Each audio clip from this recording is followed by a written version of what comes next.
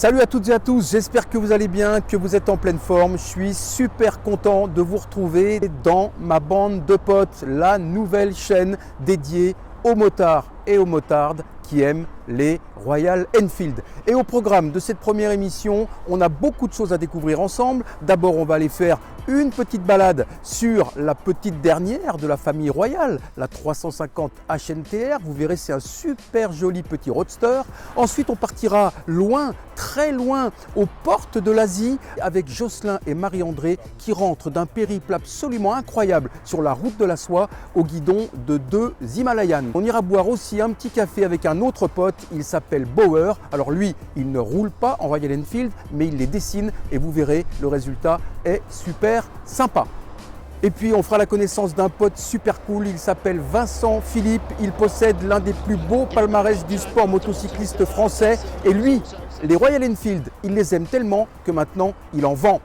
Et puis on parlera bouquin aussi avec ce très beau livre signé Sylvain Tesson et Thomas Guasque. Les deux potes ont bourlingué dans le monde entier au guidon de 500 bullettes et ils en ont sorti ce très beau livre. D'ailleurs, on vous l'offrira à la fin de l'émission.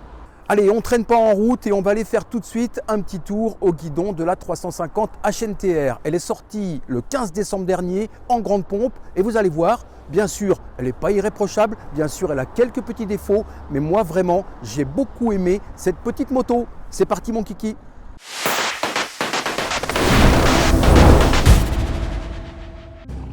Bon ben voilà, c'est parti, je suis enfin au guidon de cette petite HNTR.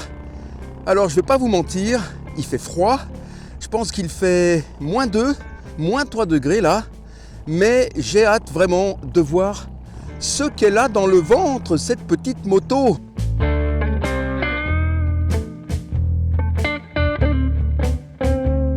Bon déjà, la première impression elle est bonne. Je me sens bien sur cette moto. La position de conduite, vous le voyez, elle est très cool. Le moteur, bon ben pas de surprise. Je le connais, je l'adore. Il y a du couple, ça reprend bien, c'est souple, ça cogne pas. C'est vraiment un moteur hyper cool.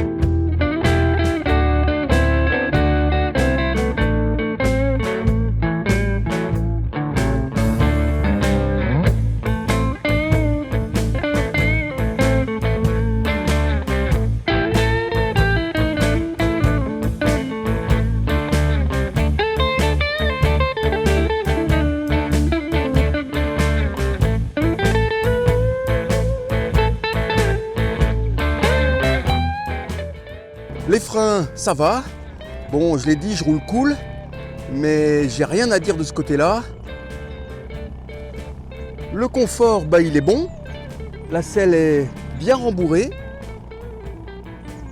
Les amortisseurs, ça va. C'est pas top, mais ça va.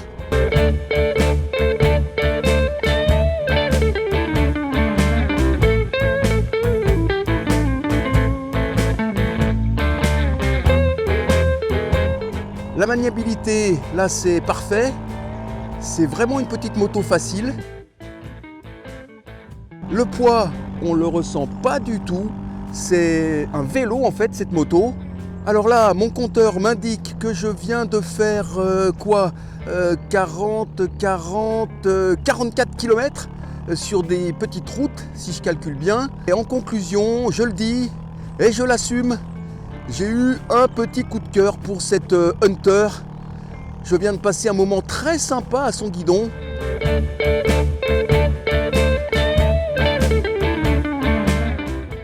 Et je lui trouve quand même beaucoup de qualité.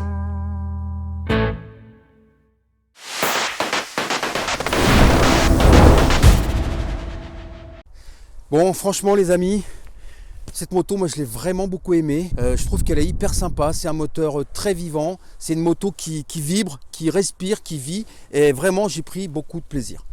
Bon, on continue cette émission et on va aller faire un tour maintenant, carrément, à l'autre bout de l'Europe. Je vous explique en 2 mots.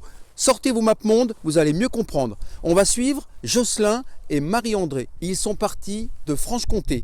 5 mois de road trip, 22 pays traversés, 25 000 km effectués. On est d'accord?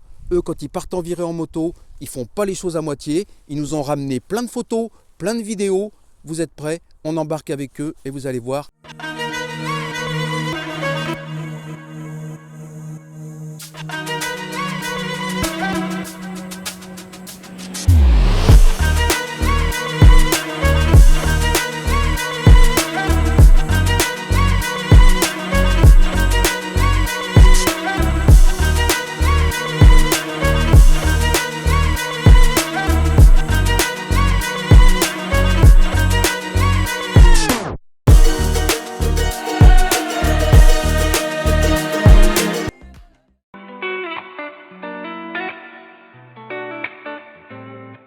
Notre premier grand voyage, c'était en Inde, au Ladakh, et avec un copain qui nous a dit « Faites gaffe, si ça vous plaît, vous êtes foutus parce que vous n'aurez qu'une envie, c'est de repartir. » Et il avait raison, parce qu'en fait, depuis, on n'a pas arrêté de partir.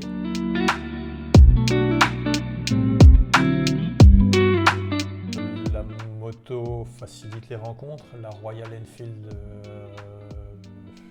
également. Et puis l'Himalayan a ça de bien aussi, c'est qu'elle t'oblige à voyager lentement. Et c'est une moto avec laquelle il peut rien t'arriver, quoi. C'est un tracteur, tu te mets en bas de la côte, pom pom pom pom pom pom, ça monte et ça passe. Et ça passe. Et c'est vraiment une autre approche, quoi. C'est l'éloge de la lenteur.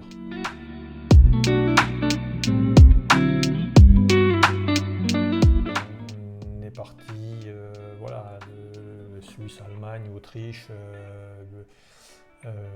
Hongrie, après en Serbie, on commence déjà à rentrer dans un autre monde un petit peu, Bulgarie, et puis après c'est la Turquie. Plus on va vers l'est, plus ça, entre guillemets, ça s'appauvrit, plus ça devient sauvage, des paysages grandioses. Donc c'est progressif, je trouve, la montée. Après le choc, il est à la frontière turque. Oui. Quand on passe la Géorgie. frontière turque-Géorgie, il y a un choc, mais c'est surtout au niveau des routes, quoi. Et là, c'est de la petite route. Le GPS te dit c'est par là, mais il n'y a pas de route. Mais si, c'est par là quand même.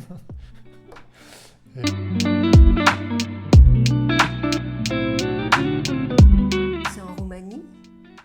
C'est en descendant de la Transfagarasan. Sur la Transfagarasan. En fait, on savait qu'il y avait des ours, donc on cherchait l'ours. On voulait absolument voir l'ours. Parce qu'on a des amis qui étaient passés 2 mois plus tôt et ils ont vu des ours dans les fossés. Donc on voulait voir l'ours et on ne l'avait pas vu en montant. Donc on se disait, bah, tant pis pour nous, c'était pas le jour de la sortie de l'ours. Tout d'un coup, sur la droite, on se dit, oh, un ours, un ours. Tout le monde était près du lac et nous on est parti un peu plus loin. Il y avait 2 voitures arrêtées et l'ours était sur le côté. Et il ne bougeait pas, il était calme, on se dit chouette, voilà notre ours, donc il faut absolument qu'on ne le prenne en photo. Il était là, tranquille, on l'a regardé, il a ouvert la bouche, il avait des grandes dents, et on est passé.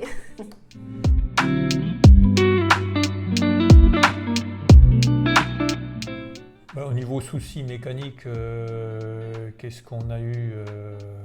Rien. Rien. On a juste fait les vidanges. Tous les 5000 km, vidange filtre à huile, pression des pneus, on a changé des pneus, mais enfin, d'un point de vue mécanique, non, rien du tout.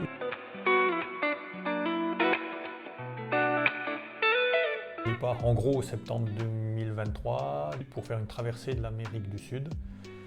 5 mois. 5 mois. À peu près 30 000 km, descendre jusqu'à Ushuaia et remonter jusqu'au nord de l'Amérique du Sud pour enchaîner sur l'Amérique centrale, Mexique, traverser des États-Unis et du Canada. Voilà. Idéalement monter jusqu'en Alaska. Il est accro à l'Alaska. Aller à Dawson City, toujours en Himalayan. Ils auront plus de 100 000 km à la fin des voyages. Ils seront en fin de rodage.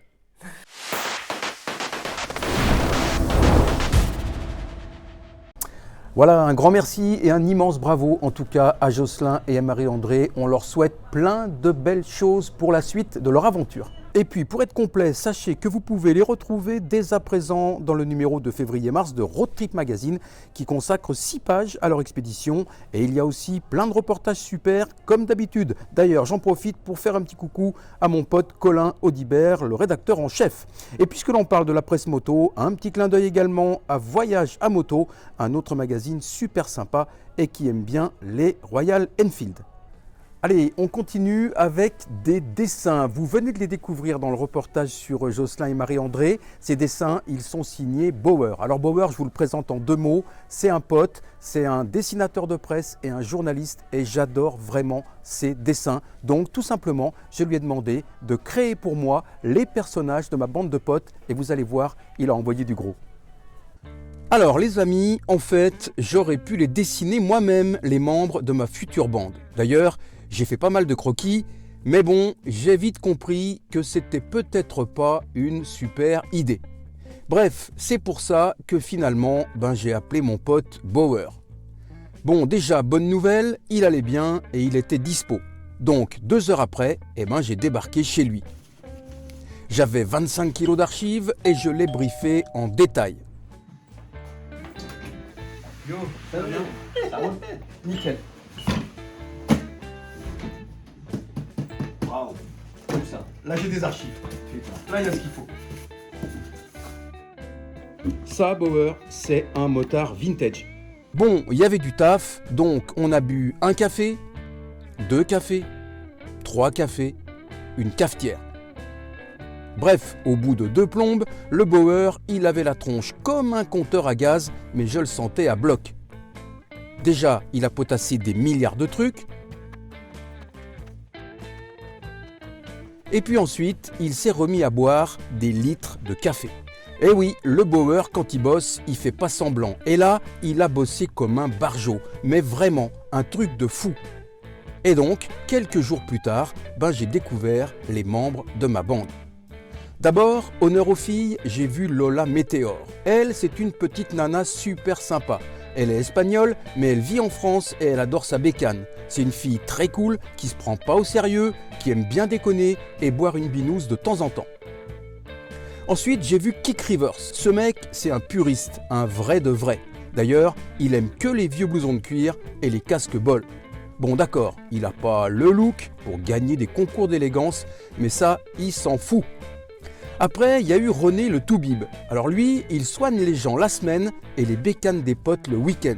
C'est un gros costaud qui a le cœur sur la main. C'est simple, si t'es en rade, il se pointe avec sa clé à molette et il répare ta meule en 10 minutes. Et puis pour finir, j'ai vu arriver le couple de sidecaristes le plus cool de la Terre. Celle qui pilote, c'est Mamie Molette. Elle a un âge canonique, mais ne vous moquez pas, parce que quand elle visse la poignée, la mamie, c'est un peu comme si elle avait 20 ans. Et le petit papy dans le panier, c'est Robert, son mari. Alors lui, il peut plus conduire parce qu'il est myope, astigmate et presbyte. Et en plus, comme dit mon pote Gilles, il a un œil qui coupe le bois et l'autre qui le met en pile. Donc pas simple de tenir une trajectoire. D'ailleurs, on l'appelle Robert le Miro. Voilà, ça c'est les premiers membres de la bande de potes, mais il y en aura d'autres, on vous les présentera bientôt. Et en attendant, un énorme merci à mon pote Bauer.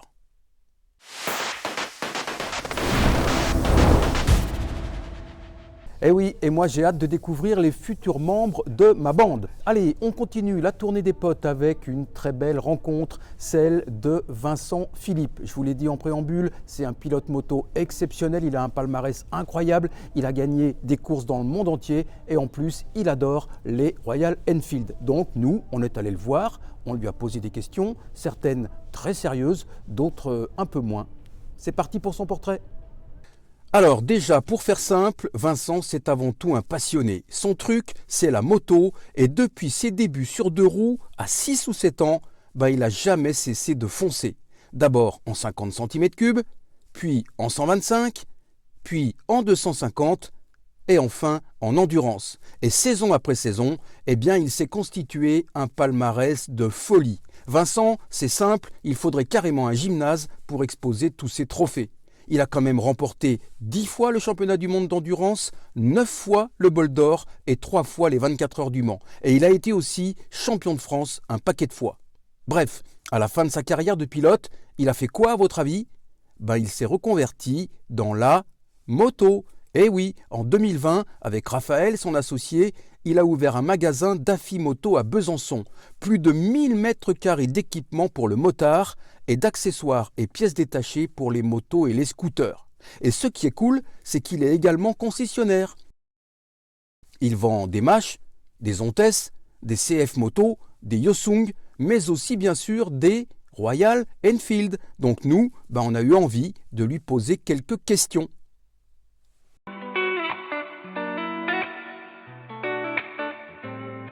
Ah oui, la passion des deux roues, la deux roues, elle est là, elle est bien présente. Je pense que ce sera toujours présent toute ma vie. Voilà, on peut pas la lâcher comme ça. Alors maintenant, c'est vrai que je rêve plus de moto que je ne pratique parce que je passe ma vie dans le magasin, mais l'envie est toujours là. Chaque fois que je monte sur un deux roues,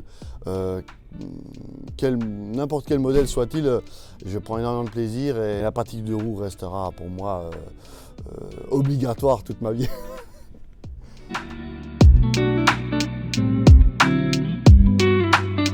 Alors, c'est vrai qu'on est parti du Daffy, l'équipement du motard. Daffy maintenant numéro 1 en France, on le sait, dans les magasins et même sur le net. Je dirais que Daffy est incontournable. L'idée, c'était aussi de proposer autre chose à nos clients. Et autre chose, c'était quelque chose qui va aussi dans l'air du temps. C'est la moto un peu vintage, sympa, pas chère. Qui procure des émotions plus que des grosses sensations de vitesse ou de performance. Et on est très content en tout cas du travail de la marque Royal Enfield.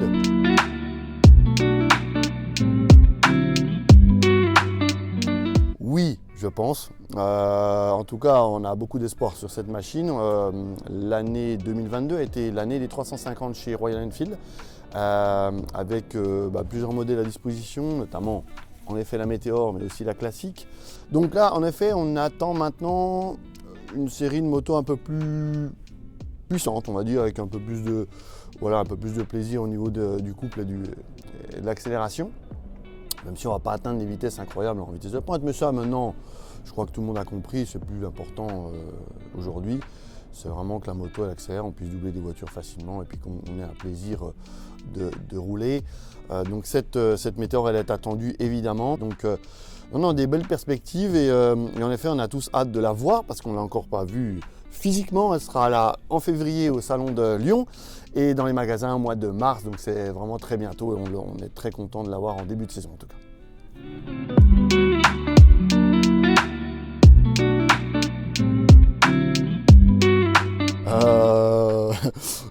Les deux, forcément. Hein. On est chauvin, on aime notre pays et puis en plus on a des produits tellement bons chez nous.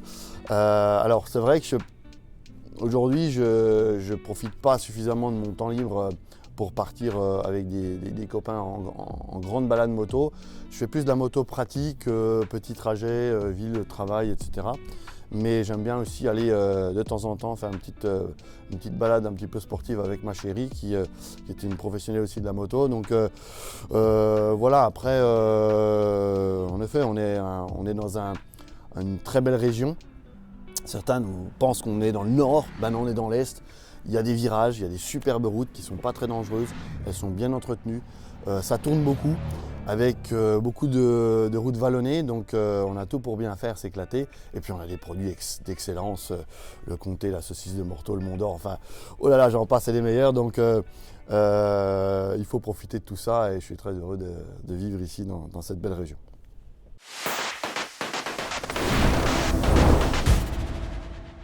Voilà, un grand merci en tout cas à Vincent et toute son équipe pour la confiance qu'ils nous ont accordée. Ils ont cru en nous sur cette première émission, ils nous ont accompagnés et ils nous ont prêté également la 350 HNTR. Bref, ça nous a beaucoup touchés et bien évidemment, ils font partie maintenant de la bande de potes.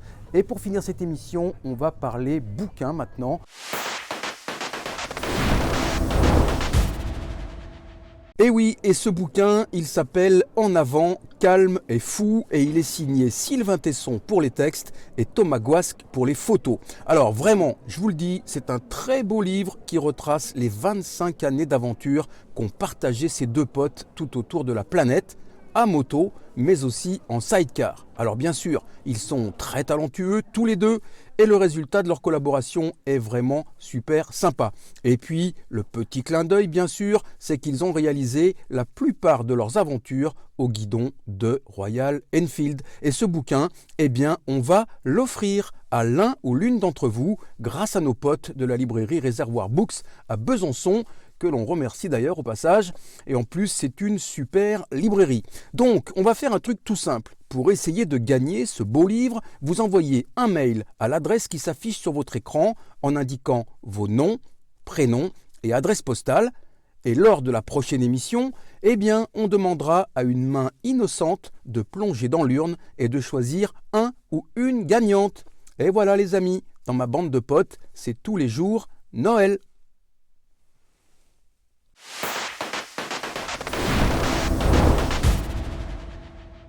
Voilà, c'est ainsi que se termine cette émission. Merci de l'avoir suivi, c'est super sympa. Si vous avez aimé, n'oubliez pas, c'est tout simple, vous vous abonnez à la chaîne. Je serai super content et plus on sera dans la bande de potes, plus on sera heureux. Pour la prochaine émission, on ira découvrir la très belle et très attendue 650 Super Météor. Ce sera au Salon de la Moto de Lyon. Avant de se quitter, juste un mot, un immense merci pour tous les potes qui m'ont aidé à réaliser cette émission. Tom, tout d'abord, qui a été impeccable à la caméra. Nathan, qui a réalisé très belles images de drone. Et puis ma fille Jeanne, qui a géré la direction de production avec talent. Et puis Baptiste, mon fils, qui lui a participé au tournage, qui a fait l'intégralité du montage de l'émission et toute la conception graphique. Sans eux, sans les potes, eh bien cette émission elle n'aurait pas pu voir le jour. Donc un immense merci. Quant à moi, je suis super heureux. Je vous dis à très bientôt. Prenez soin de vous. Salut, à plus.